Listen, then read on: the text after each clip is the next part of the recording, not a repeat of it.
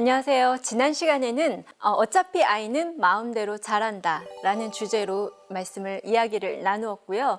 오늘은 나의 사춘기, 당신의 사춘기에 대해서 이야기를 나눠보도록 하겠습니다. 아이를 키우다 보면요. 쯤 아이가 사춘기가 정도 되면 우리 부모들은 이런 말을 많이 합니다. 아이를 먹이고 입히고 재우고 아이를 지금껏 내가 키운 것 같았는데 가만히 돌아보니까 아이로 인해서 내가 자란 면이 많은 것 같아요. 아이를 내가 먹이고 입히고 재우고는 내가 했지만 결국 나를 어른으로 성장시킨 거는 아이가 아닌가 싶다라는 말씀을 많이 하시는데요. 이쯤 되면 그런 모습들이 보이는 것 같습니다. 아이로 인해서 우리가 사과를 하지 않아야 되는 상황에서도 사과를 하고 아이로 인해서 또 다른 아이를 온전히 한 사람을 그 온전히 품는 것에 대한 고귀한 이 작업에 대해서 우리가 깊이 생각을 해볼 시간을 충분히 지나온 것 같습니다. 아이를 키우다 보면요. 사람은 원하든 원하지 않든 자신의 이야기를 끌고 다니면서 거울로 삼는 법인데요. 부모에게서 상처받았던 말로써 내 아이를 똑같이 대하고 있는 내 모습을 발견할 때가 있을 것입니다. 다른 아이들과 비교하면서 상처도 주고 격려도 하고 또 요구도 하고 또 사랑을 한다면서 채찍질을 하기도 하죠. 우리는 이런 말을 많이 합니다. 아이를 존재 그 자체로 사랑을 하라 라는 말을 많이 하죠.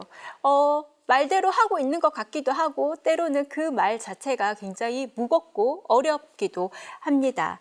자식도 일단 공부를 잘해야 칭찬해주고 싶고 인정해주고 싶고 또 맛있는 것도 만들어주고 싶고 그래야 예뻐해 줄 수 있을 것 같은 마음이 들 때가 있죠. 그런데 공부가 안 되니까 그 부모의 사랑에도 진도가 안 나갈 때가 많이 있습니다. 슬픈 현실이죠. 근데요, 아이들은요, 부모로부터 긍정적인 평가를 받지 못하면 아이는 자기 자신을 학대하기 시작합니다.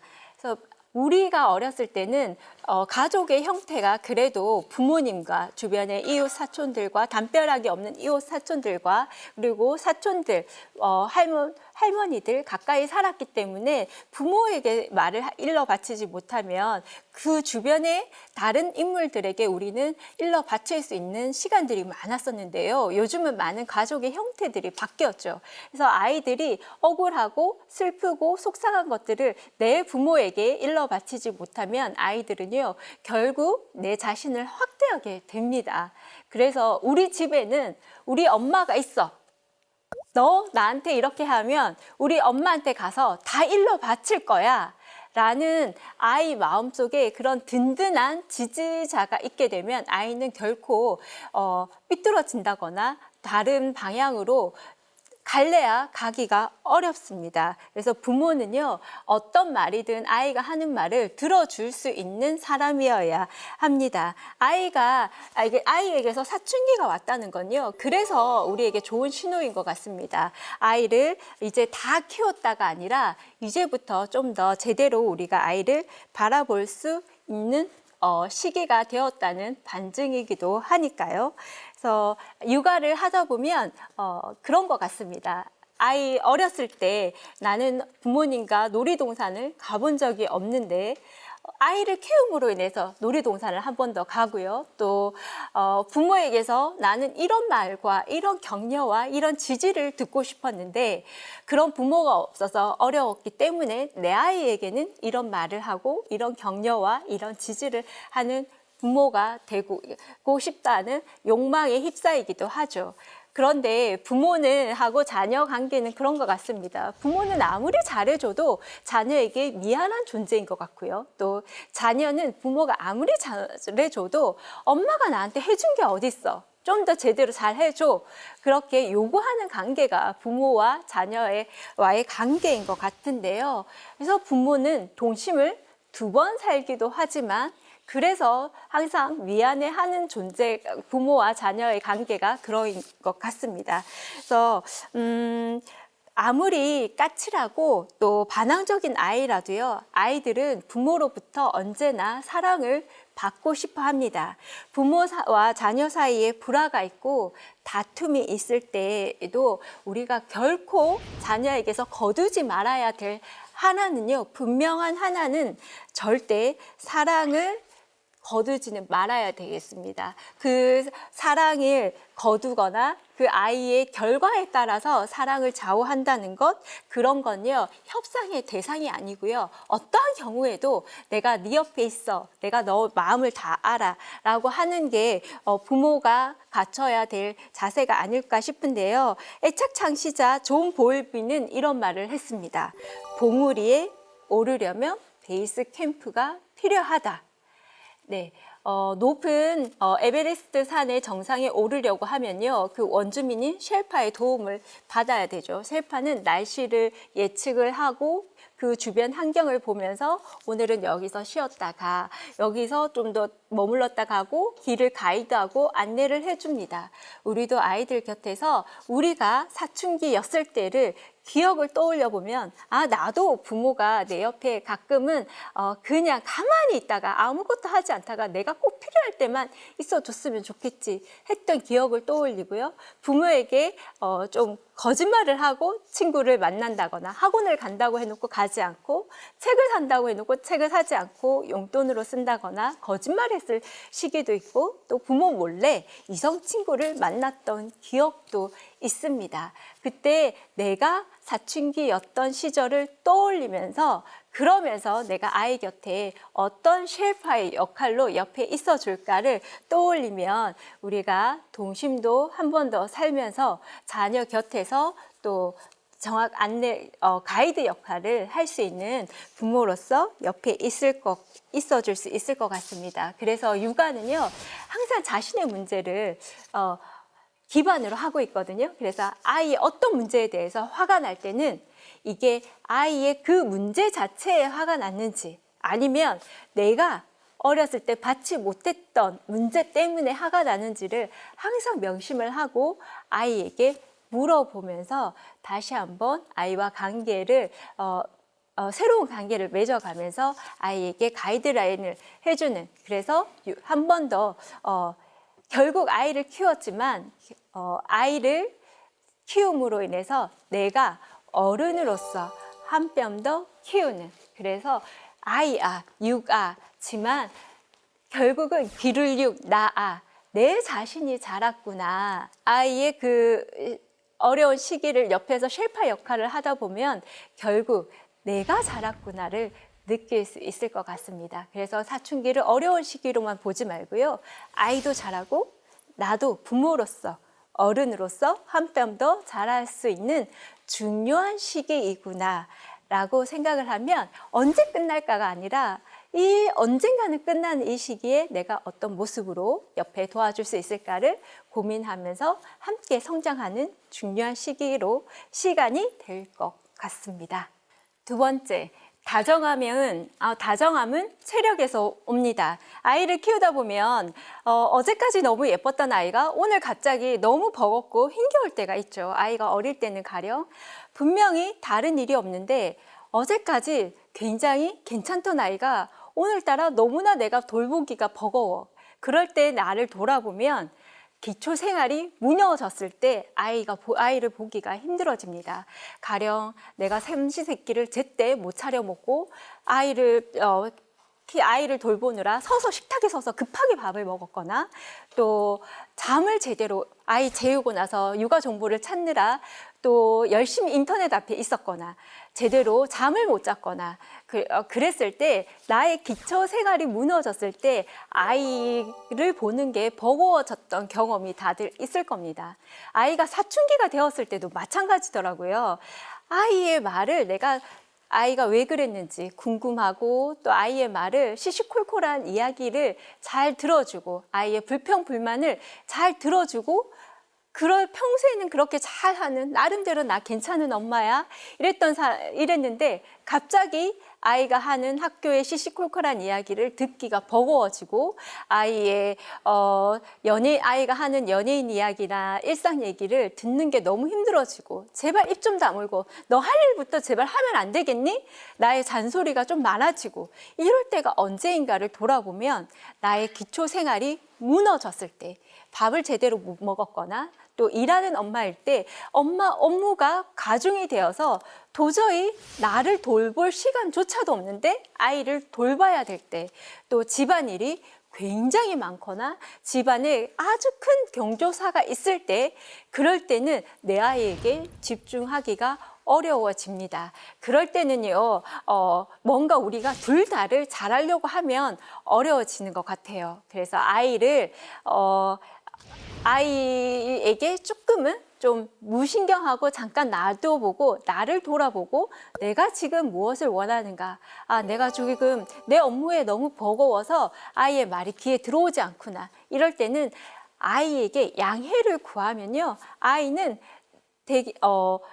협조를 보통은 합니다. 사람은 누구나 다른 사람들에게 도움이 되고 의미 있는 존재이고 싶거든요. 그래서 무조건 야 했던 말 또 하고 하지 마. 엄마 지금 버거워. 좀 그만 좀 하면 안 되겠니?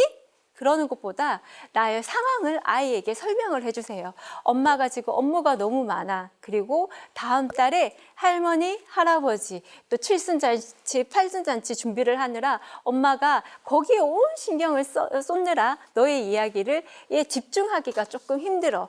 그때까지 너가 조금 너의 일을 스스로 하면서 협조를 좀 해주겠니? 그러면요, 아이가 협조를 합니다. 분명 내가 원하는 만큼의 수준은 아니지만요. 그래도 나름대로 하려고 하는 모습은 보이거든요. 그 모습만으로도 아이도 나를 도와주려고 하는구나 라는 것만 이해가 되어도 또 아이는 부모의 상황을 조금 이해하게 되면 또 도와주려는 마음을 가지게 돼요. 그래서 나의 상황을 설명을 하고 나의 기초 생활, 지금 내가 어떤 모습으로 생활을 하고 있는가 점검을 하면 지금 내가 당장 아이도 어떻게 하고 지금 내 문제도 이렇게 버거워 죽겠는데 너까지 지금 나를 이렇게 힘들게 하겠니? 그런 양쪽을 조율하는 데에서 어려움은 좀 피해갈 수 있지 않을까 싶습니다. 아이를 보기가 힘들어지고 또 남편과의 생활에서 좀 힘들고 또 회사 생활이 힘들고 이럴 때는요. 아이에게 뭔가 좀 더 요구하는 것보다 나의 생활을 돌아보고 또 밖에 나가서 산책도 좀 하고 내가 좋아하는 게 뭔지를 좀 점검하는 게 좋습니다. 내가 너무 이렇게 힘든데 너마저 그럴래? 너밖에 없잖아. 이거는요 아이를 더욱더 힘들게 해요. 요즘 아이들은 거의 외동으로 자라기 때문에 너까지 왜 그러니? 너마저 여기에서 아이들은 성장하고 싶지만 모험하고 싶지만 그것을 하지 못하고 이것도 하지 못하고 또 부모에게 또 도움을 완벽하게 주지도 못하면서 딜레마에 빠지게 되면서 나는 무기력하고 쓸모없는 존재구나. 자신을 좀 학대하기 시작합니다. 그래서 그럴 때는 나의 이야기를 아이에게 설명을 하고 그리고 협조를 요청하고 그러면서 나의 기초 생활을 돌아보고 체력을 키우는 게 우선입니다. 내가 좋아하는 일을 하세요. 나의 시선이 온전히 아이에게 향해 가 있으면요. 아이들은 갑갑해합니다. 그래서 어렸을 때는 아이에게 모든 걸 올인을 했다면 아이가 자라면 자랄수록 부모가 좋아하는 일을 하는 게 좋을 것 같습니다. 그렇게 하면 우리 부모님들은, 대한민국의 부모님들은 또 열심히 공부를 하시더라고요. 부모가 공부하는 모습을 보니까 아이도 공부를 하더라. 그래서 뭔가 나의 모습이 아이에게 어떤 모범 답안이 되기를 바래서 또 내가 원하지 않는 어떤 모습을 모습에 열중하기도 하는데요. 아이들은요. 부모의 그런 속마음을 누구보다 잘 아는 존재이죠. 그게 아니라 너는 너의 삶을 살아. 네가 해야 할 일에 집중을 하고 부모가 좋아하는 일, 예를 들어 아이돌을 좋아할 수도 있고요. TV 프로그램에 푹 빠져서 볼 수도 있습니다. 그리고 또 내가 정말 하고 싶은 공부가 있으면 다시 또 시작을 할 수도 있고요. 그래서 부모가 좋아하는 일에 집중을 했을 때 아이는 부모가 열심히 신나게 재미있게 사는 모습을 보고 아, 삶이라는 건 저렇게 재미있는 구나를 배우게 됩니다. 사는 게 얼마나 재미있는 줄 아니? 이거는 절대 말로 가르칠 수가 없거든요. 그래서 부모가 자신이 좋아하는 일에 집중을 하면서 나의 기초 생활을 돌아보고 체력을 키울 때 아이에게도 다정한 한마디, 다정한 시선을 보낼 수 있습니다. 안녕하세요. 오늘 이 말을 여러분들은 몇 번이나 누구에게 하셨습니까? 저도 오늘 하루를 일어나서 지금 이렇게 방송 녹화를 하는 순간까지 돌아보면 수많은 안녕하세요, 어떻게 지내셨어요, 잘 지내세요, 건강하세요? 라는 말을 굉장히 많이 하고 왔습니다. 그런데 가만히 돌아보니까 내가 나에게 너 괜찮니? 최정혜, 너 괜찮아? 너 안녕하니? 라는 말은 하지 않고 지나는 날들이 굉장히 많더라고요. Are you okay? 가끔은 제가 저에게 물어봅니다. 너 괜찮니? 그러면요, 어느 날은 아무 일도 없는데 눈물이 날 때가 있더라고요. 아이를 키울 때도 마찬가지인 것 같습니다. 내가 나에게 너 괜찮니? Are you okay? 라고 물었을 때는요, 아이가 그 어떤 실수나 원치 않은 행동을 했을 때도 때로 Are you okay? 너 괜찮아? 괜찮니? 이렇게 하면 돼 라고 물어볼 수가 있는데요. 내가 나한테 안부를 묻지 않았을 때는요, 아이에게도 이 말을 하지 못하는 경우가 많더라고요. 먼저 다그치기 바쁘고요. 사자가 정글의 왕이라는 말을 많이 하는데요. 사자가 정글의 왕인 이유는 싸움을 잘하고 많은 암컷을 거느리고 있어서 정글의 왕이 아니라 그 수많은 맹수들 사이에서 바위 위에서 유유자적 몇 시간씩 편안하게 잠을 잘 수 있기 때문에 우리가 정글의 왕이라는 말을 한다고 합니다. 마찬가지로 사춘기 아이를 키울 때도요, 이 아이를 어떻게 이 많은 대한민국의 학업이나 또 많은 학교 폭력이나 왕따나 우리 옆집 아이는 다 하는데 내 아이는 어떻게 키울까 염려와 수많은 고민과 그 사이에서 같이 아둥바둥하고 나면 내가 나에게도 안부를 묻기 힘들고 아이에게는 말할 것도 없죠. 그럴 때 가끔은요, 잠시 멈춤을 하고 너 괜찮니? 라고 부모로서 그리고 한 인간으로서 너 괜찮니? 물어보고 또 아이에게도 그렇게 물어보고 또 가끔은 모든 걸 다 멈추고 그대로 유유자적 잠시 편안하게 쉬어갈 때 우리는 좀 더 편안하게 중2병이라는 시기를 중2병이 아닌 중2별의 시기로 자라고 육아에서 나를 키우는 육아로 자랄 수 있을 것 같습니다. 우리는 수많은 사람들에게 안부를 물으면서 내 자신에게는 그 안부를 잘 묻지 못하는 것 같아요. 그래서 내가 내 자신을 이해해주고 내가 내 자신에게 너 괜찮니?라는 말을 우리는 가슴속에 품으면서 물어보고 살았으면 좋겠습니다. 아이들은요, 어차피 타고난 대로 자라게 되어 있습니다. 우리가 그랬던 것처럼요. 우리도 사춘기 시절에 수많은 반항과 고민과 우울과 그런 것들을 보내고 자랐지만 우리도 한 인간으로서 한 어른으로서 잘 자란 것처럼 우리 아이도 그렇게 지금 수많은 고민과 방황과 고민을 안고 자라고 있지만 우리가 잘 자란 것처럼 아이도 잘 자랄 겁니다. 그럴 때 우리는 옆에서 아이에게만 너 괜찮니? 라고 물을 것이 아니라 엄마인 나에게, 아빠인 나에게 너 괜찮니? 라고 거울 보며 물어봤을 때 우리의 사춘기를 기억을 할 수 있고요. 나의 기억으로 인해서 아이에게 염려 대신 아이 옆에 어떤 방향을 제시하는 지혜로운 부모가 될 수 있는지, 그럼에도 불구하고 절대 사랑으로 협상을 하지 않는 부모로서 옆에 있어줄 수 있을 것 같습니다. 오늘은 우리가 아이들에게 아이들뿐만이 아니라 잠들기 전에 그리고 아침에 일어나서 거울을 보면서 자신에게 물어봤으면 좋겠어요. Are you okay?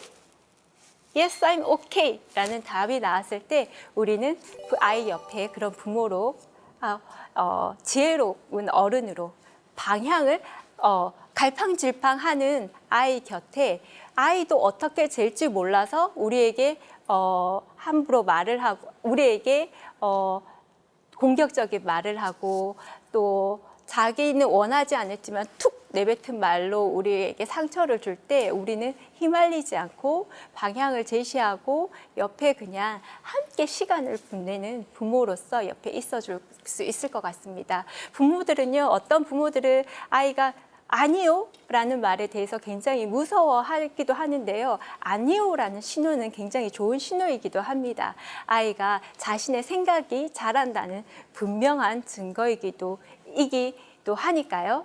자, 그래서 우리가 Are you okay? 자신에게 물어보면서 나에게도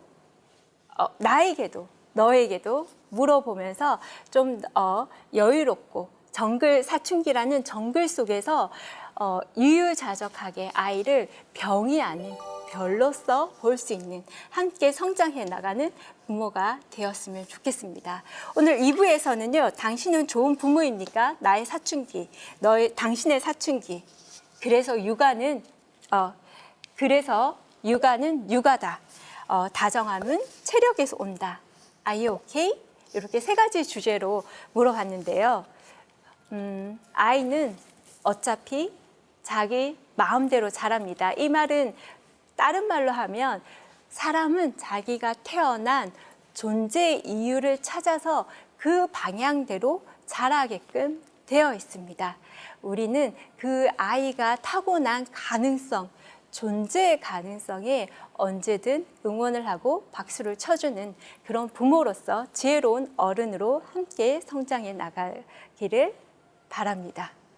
감사합니다.